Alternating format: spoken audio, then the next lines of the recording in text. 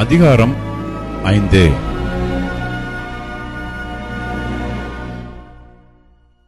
அவர் திரளான ஜனங்களைக் கண்டு மலையின் மேல் ஏறினார். அவர் உட்கார்ந்த பொழுது அவருடைய சீஷர்கள் அவரிடத்தில் வந்தார்கள். அப்பொழுது அவர் தமது வாயை திறந்து அவர்களுக்கு உபதேசித்துச் சொன்னது என்னவென்றால், ஆவியில் எளிமையுள்ளவர்கள் பாக்கியவான்கள், பரலோக ராஜ்யம் அவர்களுடையது. துயரப்படுகிறவர்கள் பாக்கியவான்கள், அவர்கள் ஆறுதல் அடைவார்கள். சாந்த குணமுள்ளவர்கள் பாக்கியவான்கள், அவர்கள் பூமியை சுதந்தரித்துக் கொள்வார்கள். நீதியின் மேல் பசிதாகமுள்ளவர்கள் பாக்கியவான்கள், அவர்கள் திருப்தி அடைவார்கள். இரக்கமுள்ளவர்கள் பாக்கியவான்கள், அவர்கள் இரக்கம் பெறுவார்கள். இருதயத்தில் சுத்தமுள்ளவர்கள் பாக்கியவான்கள், அவர்கள் தேவனை தரிசிப்பார்கள். சமாதானம் பண்ணுகிறவர்கள் பாக்கியவான்கள், அவர்கள் தேவனுடைய புத்திரர் எண்ணப்படுவார்கள். நீதியின் நிமித்தம் துன்பப்படுகிறவர்கள் பாக்கியவான்கள், பரலோக ராஜ்யம் அவர்களுடையது. என் நிமித்தம் உங்களை நிந்தித்து துன்பப்படுத்தி பலவித தீமையான மொழிகளையும் உங்கள் பேரில் பொய்யாய்ச் சொல்வார்களானால் பாக்கியவான்களாய் இருப்பீர்கள். சந்தோஷப்பட்டு களி கூறுங்கள், பரலோகத்தில் உங்கள் பலன் மிகுதியாயிருக்கும். உங்களுக்கு முன் இருந்த தீர்க்கதரிசிகளையும் அப்படியே துன்பப்படுத்தினார்களே. நீங்கள் பூமிக்கு உப்பாயிருக்கிறீர்கள். உப்பானது சாரமற்று போனால் எதினால் சாரமாக்கப்படும்? வெளியே கொட்டப்படுவதற்கும் மனுஷரால் மிதிக்கப்படுவதற்குமே ஒழிய வேறொன்றுக்கும் உதவாது. நீங்கள் உலகத்துக்கு வெளிச்சமாயிருக்கிறீர்கள். மலையின் மேல் இருக்கிற பட்டணம் மறைந்திருக்க மாட்டாது.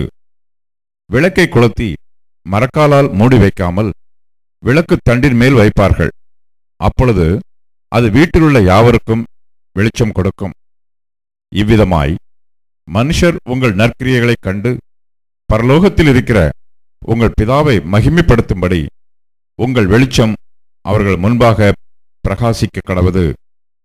நியாயப்பிரமாணத்தை ஆனாலும் தீர்க்க தரிசனங்களை ஆனாலும் அழிக்கிறதற்கு வந்தேன் என்று எண்ணிக்கொள்ளாதேயுங்கள்.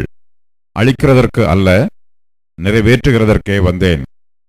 வானமும் பூமியும் ஒளிந்து போனாலும் நியாயப்பிரமாணத்தில் உள்ளதெல்லாம் நிறைவேறும் அளவும் அதில் ஒரு சிறு எழுத்தாகிலும் ஒரு எழுத்தின் உறுப்பாகிலும் ஒளிந்து போகாது என்று மெய்யாகவே உங்களுக்குச் சொல்லுகிறேன். ஆகையால் இந்த கற்பனைகள் எல்லாவற்றிலும் சிறிதானதொன்றையாகிலும் மீறி அவ்விதமாய் மனுஷருக்கு போதிக்கிறவன் பரலோக ராஜ்யத்தில் எல்லாரிலும் சிறியவன் எண்ணப்படுவான்.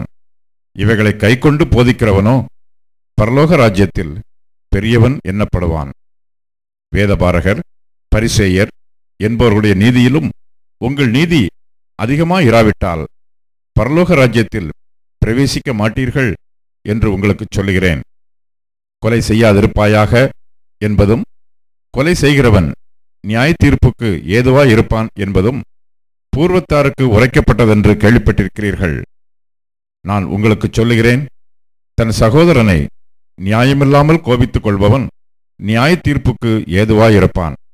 தன் சகோதரனை வீணன் என்று சொல்லுகிறவன் ஆலோசனை சங்க தீர்ப்புக்கு ஏதுவாயிருப்பான்.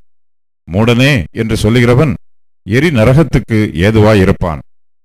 ஆகையால் நீ பலிபீடத்தினிடத்தில் உன் காணிக்கையை செலுத்த வந்து உன் பேரில் உன் சகோதரனுக்கு குறை உண்டென்று அங்கே நினைவு கூறுவாயாகில், அங்கேதானே பலிபீடத்தின் முன் உன் காணிக்கையை வைத்துவிட்டு போய் முன்பு உன் சகோதரனோட ஒப்புரவாகி பின்பு வந்து உன் காணிக்கையை செலுத்து.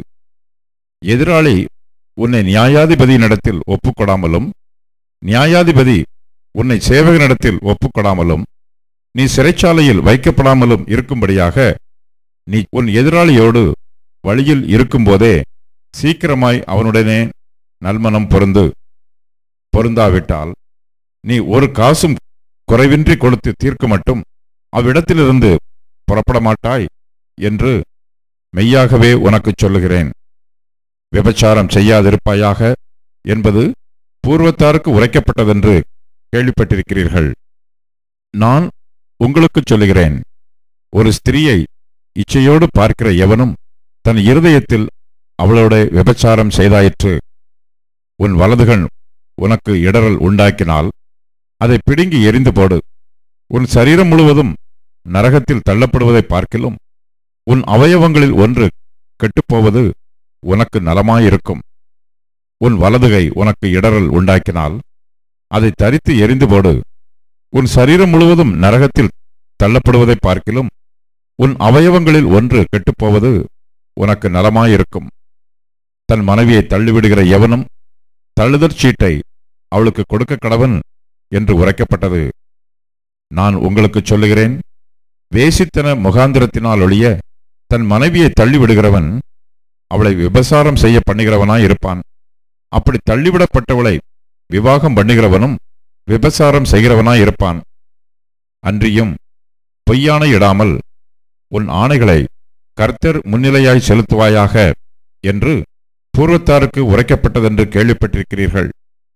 நான் உங்களுக்கு சொல்லுகிறேன், பரிச்சேதம் சத்தியம் பண்ண வேண்டாம், வானத்தின் பேரில் சத்தியம் பண்ண வேண்டாம், அது தேவனுடைய சிங்காசனம்.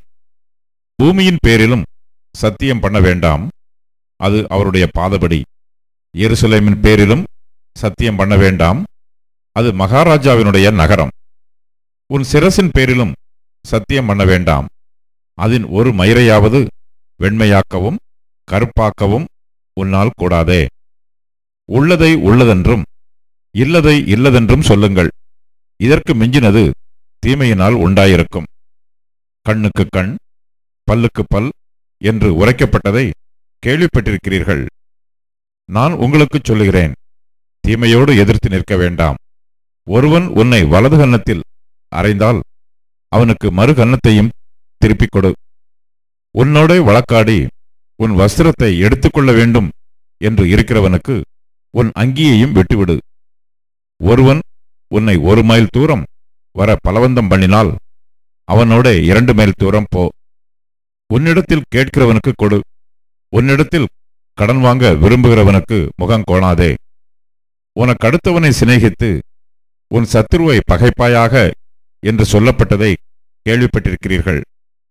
நான் உங்களுக்கு சொல்லுகிறேன், உங்கள் சத்துருக்களை சிநேகியுங்கள், உங்களை சபிக்கிறவர்களை ஆசீர்வதியுங்கள், உங்களை பகைக்கிறவர்களுக்கு நன்மை செய்யுங்கள், உங்களை நிந்திக்கிறவர்களுக்காகவும் உங்களை துன்பப்படுத்துகிறவர்களுக்காகவும் ஜெபம் பண்ணுங்கள். இப்படி செய்வதனால் நீங்கள் பரலோகத்தில் இருக்கிற உங்கள் பிதாவுக்கு புத்திரராய் இருப்பீர்கள்.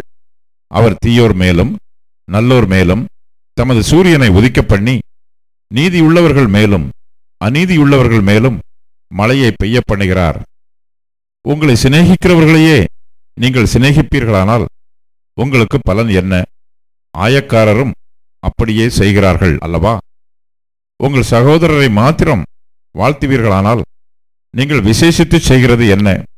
ஆயக்காரரும் அப்படி செய்கிறார்கள் அல்லவா? ஆகையால் பரலோகத்தில் இருக்கிற உங்கள் பிதா பூரண சற்குணராய் இருக்கிறது போல நீங்களும் பூரண சற்குணராய் இருக்க கடவீர்கள்.